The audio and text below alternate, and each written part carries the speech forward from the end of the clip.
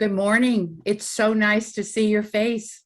It's So been a long wonderful to see you time, too. It has been a long time. and you're So really, so nice that we can at least connect this way, even as COVID keeps us apart.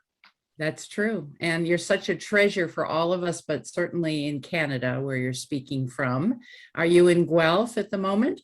I am in Guelph. I've been across the country a couple of times, but right now I'm in Guelph. Okay, well, you're home, sweet home. I know that people watching this interview can learn so much about you just by reading your very lengthy um, autobiography on your resume on the NCAP site. But what I would love to do is to start out asking you, when you get presented to other people at a conference, what is it that you most want other people to know about you? Are there 4 or 5 things that really stand out for you? Please know this about Dr. Michael Grant. Hmm. Well, first of all, at one level, at a professional level, I never planned to go into adoption. It was a complete accident. And I was fortunate to have had a wonderful graduate student who twisted my arm for 6 months, asking me to supervise a study on search and reunion.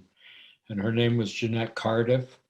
And together, I finally agreed, and together we did one of the major studies on what motivates search and what the outcomes of search were for people in adoption. And she changed my life in doing so. And I'm ever so grateful to her. I want people to know that I have a personal history in adoption, but it's one that actually is the norm, but never recognized within the adoption community, and that is being a step adoptee. And it gave me the opportunity to have one foot in the adoption community on a personal level, one foot in my professional side of a researcher and therapist. And I was able, I think, to bring some of the understandings I had on a personal level without being totally overwhelmed by the experience itself, to find a balance between these two. I always have had a strong motivation to bring my work to the streets. I've never been interested in simply publishing for the 50 odd people in North America who read the literature on adoption, the research literature on adoption. I had no interest in establishing myself there. I think I have a place there, but I was primarily concerned with making sure that my work always had relevance. And I guess I want them also to know that in my life, I've been a troublemaker. I've never accepted the norm of the way people think, but always asked, is that the best way to think? Are there better ways of dealing with this? And I think very fortunately, that's brought me, and I hope the profession to some extent, to a new way of understanding certain things that they have not thought about in the past. That's so thorough. And I would certainly say that just your book on the constellation influenced the language of adoption so thoroughly. I mean, I'm constantly referring to you when I teach, that's the word. We're all in the boat together, and if one rocks the boat, we all feel it. I don't think there's been a public talk I've ever given, Sharon, where I don't mention your name as well. Mutual Admiration Society.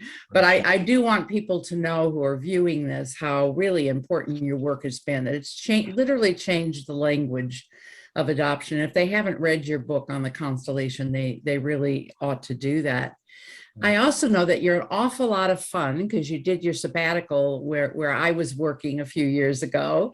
And so I got to see you in your playful side. You have many, many extra talents. Would you share a little bit about the kinds of things that you love personally? Oh my goodness. I love physical exercise, actually. I've crossed Canada twice on my bicycle, taking each of my 2 sons with me. I've gone around Lake Ontario, around Lake Erie. I've gone major trips to the United States. I love backpacking and being out in nature. And I now have a beautiful big poodle. And he really forces me into the woods almost every day. There's nothing more curative than a good walk in the woods. I love my family, and I love being a grandfather. My official designation is I'm the Zaidi. It's Yiddish for a grandfather, and I've been blessed with 2 grandsons, and I'm hoping there'll be more grandchildren soon. Oh, what else to say to you? Oh, you're a heck of a cook, I understand. I was going to say I love working with my hands. And Yeah. out of that, I love to cook. I'm a vegetarian, so I'm always forced to pull more flavor out of things than simply throwing a piece of meat on the barbecue. And I love to carve. I do very small, intricate things in my carving. And what else to tell you about myself personally? In some ways, I think my early beginnings, the tragedy of the early death of my dad, and the mistakes that were made in my step adoption, tragic mistakes, foolish mistakes, have taught me to use that pain and that grief that came from those early days just to bring compassion to my work, and to be able to feel the pain of others, to understand it on an existential level, and to try and make the world a little better place. And you do, and you do. Um, for the folks that are listening to this, what would some of those mistakes have been that maybe they want to be sure in their practice not to repeat when they're working with step family adoption? Well, it's not just step families, it's all adoptees. All adoptions, okay. All adoption, because I wanted to say that in some of my research, the similarities outweigh the differences in the 2 forms of adoption. One of the things that I want people to know is that openness is absolutely critical. Honesty is critical. Authenticity is critical in the life of the adoption. And if people will not respect the history of the person, every person is entitled to be able to create their own personal historical narrative. And without that, they're always left with what I called in my original paper in adoption, a lack of personal gestalt, an ability to close the circle, to be able to have a complete sense of self grounded in a narrative. And I feel that this has truly been missing. There are other things that I can go into, but I really think this is the most primary issue of all, is to be open, to be honest. Listen, we don't tell young kids, very young kids, of the tragic circumstances that brought them to adoption, but we should be telling them at the emotional and cognitive level that they can understand. And as they grow, the story must grow. And this is nothing new. This is nothing radical. No. And it's led me to my work in social activism and adoption. I formed a group in Canada called the Coalition for Open Adoption Records. Wow. And that group has opened up the records almost entirely across Canada. Oh, congratulations. About 90% of Canadians now have access to their original birth records and their adoption records. And in most of the provinces as well, the birth family have access to the original adoption records. In other words, we're really working very hard to get rid of secrecy. You know, as far as I know, the sky has not fallen over opening adoption records. We've survived. Nothing happened. Everyone said the world would collapse if we opened records. It's just utter nonsense, and the evidence over and over and over again supports that. What do you think, since we're struggling with that in the United States, what do you think helped convince your legislature to do that? What was your primary argument in opening the records? Before I tell you what my primary argument is, I have to tell you, you have to be a very patient person. That 25 years it took me from the first time I approached a minister of child and family services in the province of Ontario to the day that the adoption records were open, took 25 years. Oh my goodness. So if you're in it for the short game, forget it. You need a lot of patience. I actually would refer people to the last chapter of my book, The Adoption Constellation, where I lay out strategies for bringing about political change, legislative change in adoption. It's a lot of hard work, and you have to swallow a lot. You have to be able to have people say terrible things to you and just keep your eye on the prize and forget everything else. Leave your ego at the door and go for it.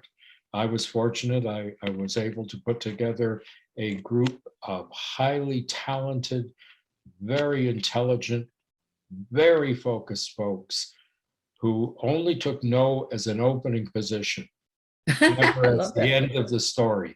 Okay. Wow. You know, Michael, when you're talking about keeping those connections, when you're talking about, you know, opening the records, I was thinking about somebody we just lost in the field, you know, Lynn Franklin, a birth mom who just passed away from cancer. And her book literally was called May the Circle Be Unbroken. And you just kind of triggered that memory for me about coming from both the adoptee perspective and also the birth parent perspective. So, you know, thank you for using that phrase. You know, I'm going to be 80 and I'm retiring. My last presentation is going to be to Israel on November 24th. Wow. And which is kind of fitting for me, I think, for many reasons. And I would love to know if you've put some thought to your own life review, what would you want said about you at a eulogy, or what might you want to have on your tombstone that would indicate your work, your importance to so many of us? Have you put any thought into that? Well, I have. One of the reasons is that I'm very interested in grief work, and I have been preparing documents to hand to my wife and my children about what I would like on my tombstone. So the question is pertinent, and I actually have it here in front of me. I'm going to read it to you. It comes from the Mishnah, which is the oral law, oral Jewish law, and it comes from Pirkei Avot, what's called the sayings of the fathers, chapter 21, and I'm sorry, chapter 2, verse 21. It says, "It is not for you to complete the task, but neither are you free to stand aside from it." And in some ways, I think that represents what my whole career, my whole life has been, in one fashion or another, of trying to do good in the world, recognizing that one only has so much influence and power, but that doesn't mean that you can back away because you can't see utopia sitting in front of you, but you can dream of utopia. You can dream of what is the best. And I think that's been my life, of choosing the targets of where I'll put my energy, and knowing that everyone in the flow of life has an opportunity to contribute to this, but I couldn't back away just because I couldn't finish the task. If there are 90% of the people in Canada have access to open records, there's still 10% that needs to be done, and someone else will pick that up. And something new, we'll discover something new in terms of research or needs as we continue to evolve as human beings, that somebody else is going to have to pick up and carry across their finish line, right? But just as you talk about retirement, Sharon, and the wonderful contributions you have made, you have set a conversation in motion. It doesn't mean that the conversation will stay exactly the same over time, but it was a place to begin. It was a ripple in the stream of life, and it has an influence for everything downstream from where we stop and others begin. And I think that's very important. I mean, just as I read, when I read your original works on the core issues, and got so excited because it captured so clearly, so importantly, so many of the things in the field, I added one that I felt was missing, which was the issue of mattering. And I refer to that every time, and we put it in the book, if you remember, because it really is an important contribution that everybody matters. And it matters both in both directions. Do I matter to other people? Do other people matter to me? And in adoption, it's critical because of the crazy language we have about giving up. Right.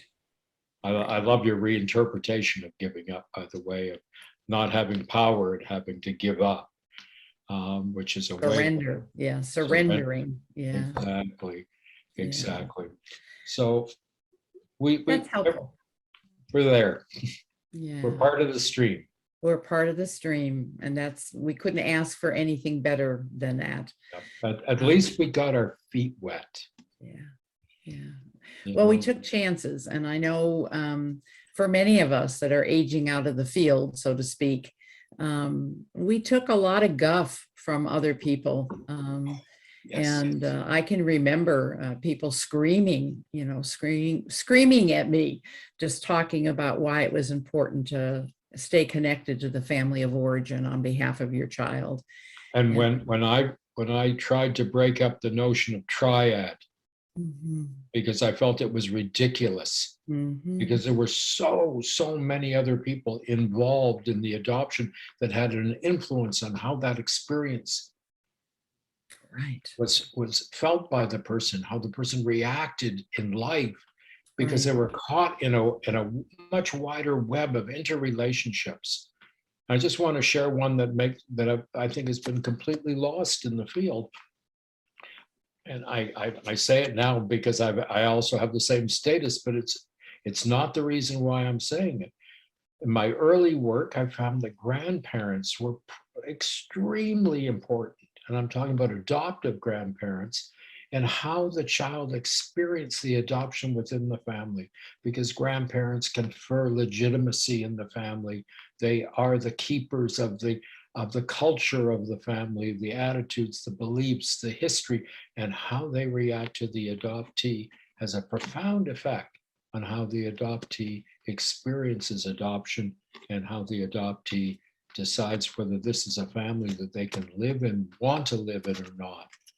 And by expanding ourselves out of the triad of thinking of the roles of legislators, the roles of the courts, the roles of the physicians, of teachers, of the dreaded checkout person at the supermarket who always makes comment on the difference in how the child looks from the parent.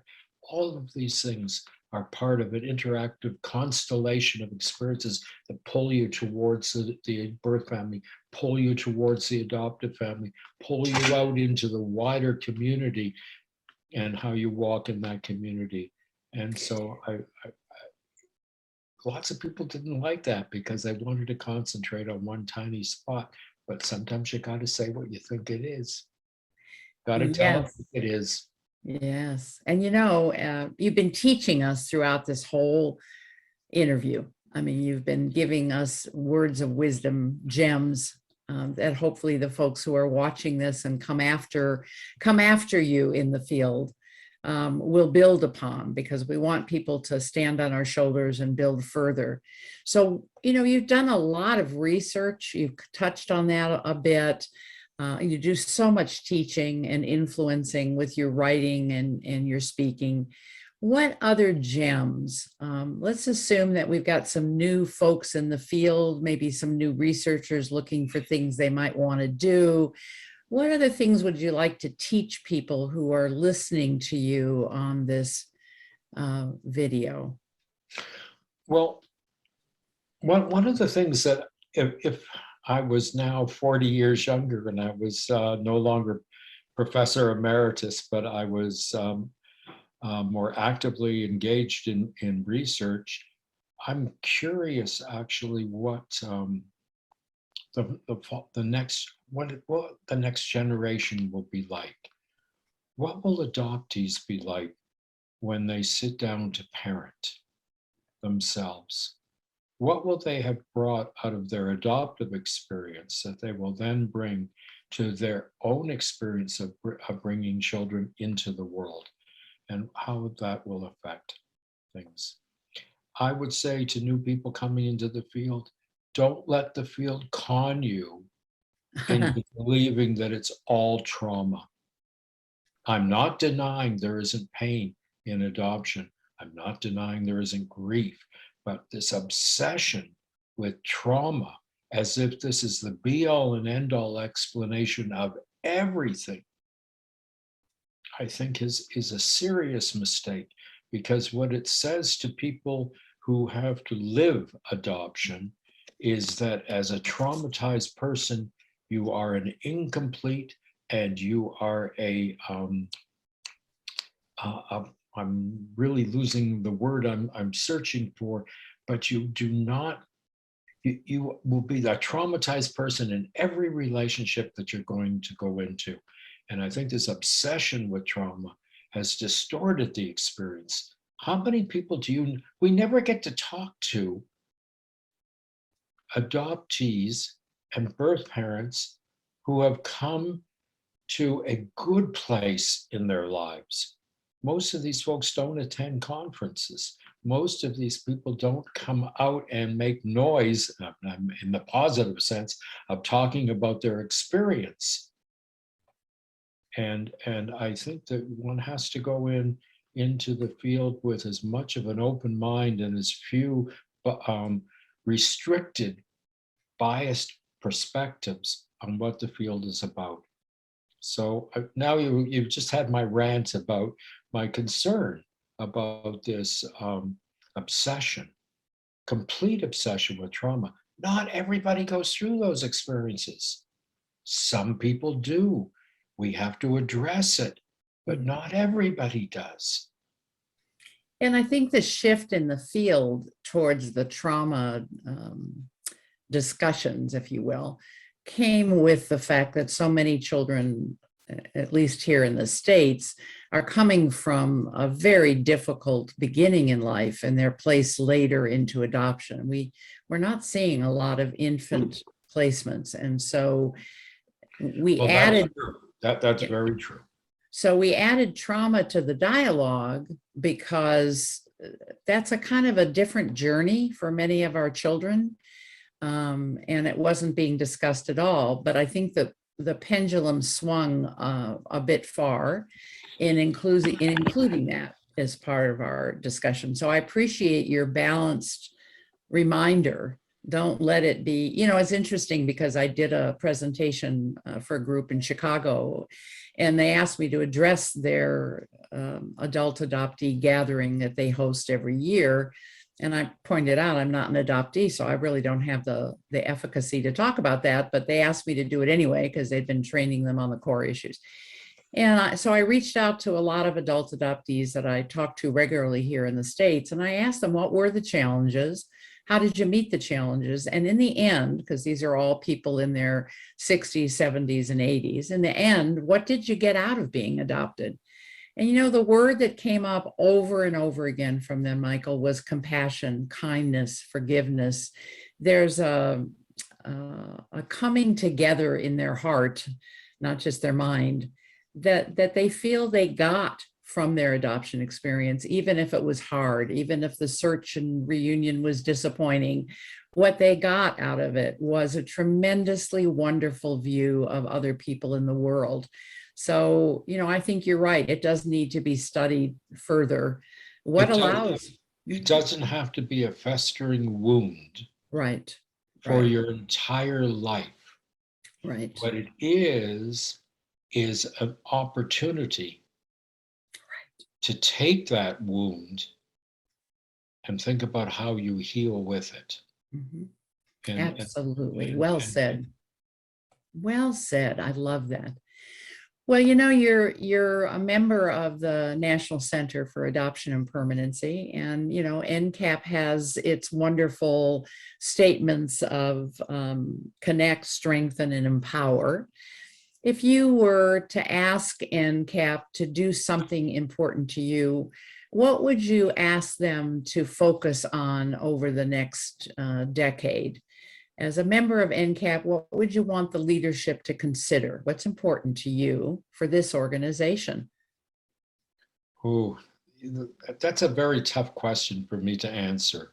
And I'll share with you why. Um, in many respects, as you just said in your description of your talk and the experience in the United States about where kids are coming from, the experience there is somewhat different than the experience in Canada.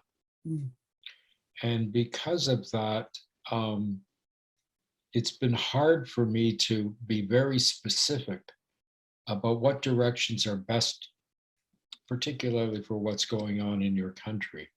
mm, I would hope more than anything else that the organization will be a radical organization of thought, mm, of, of being myth busters. mm, And I think Adam has brought a perspective to the organization of wanting um, to serve a role similar to what Donaldson did of shaping an understanding of adoption that's different than one finds in less critical settings. mm.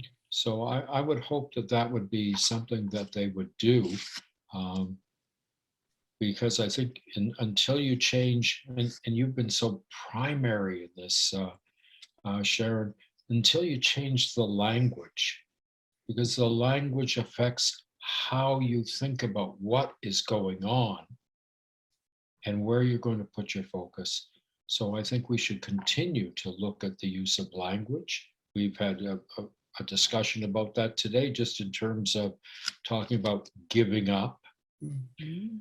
of trauma and what that really is, of what how we understand what important relationships are. And I think, again, we have to start stressing over and over again, because there's still huge pockets in the United States that believes that adoptive parents have the right to children, Mm. and they have the right to the restriction on the narrative of that child in terms of one's origins.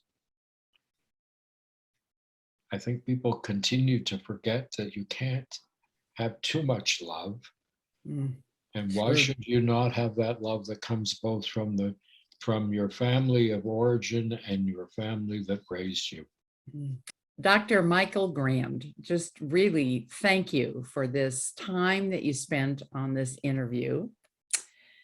I thank you for your leadership and your research for the adoption community in Canada. Thank you for your wonderful support of NCAP and its organization. You are a treasure, a true legacy for us all. Thank you.